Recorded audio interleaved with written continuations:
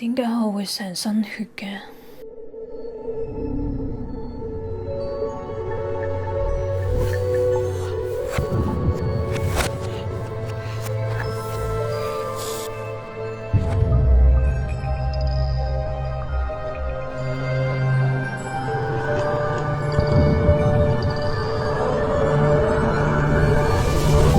我記得啦，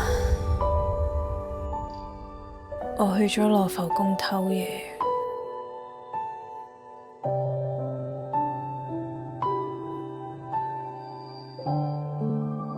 係一個滿佈繁星藝術品嘅宮殿，但係我眼中就只有佢。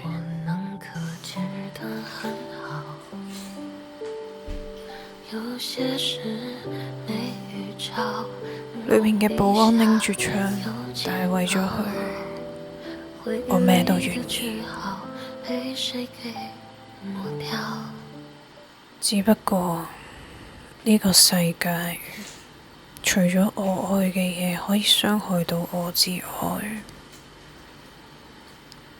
已經冇嘢可以再傷害到我。對唔住啊，我食番茄食污糟咗，嚇親大家，又嚇親自己。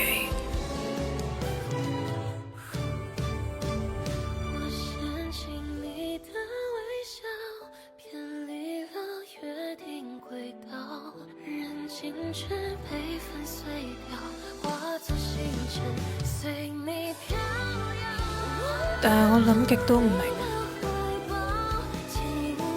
點解我要偷你返嚟傷害我？你係屬於羅浮宮㗎。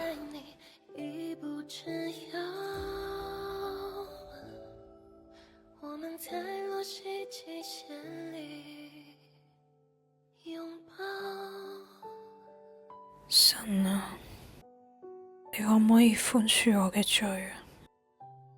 我令到愛我嘅人最後決定殺死我。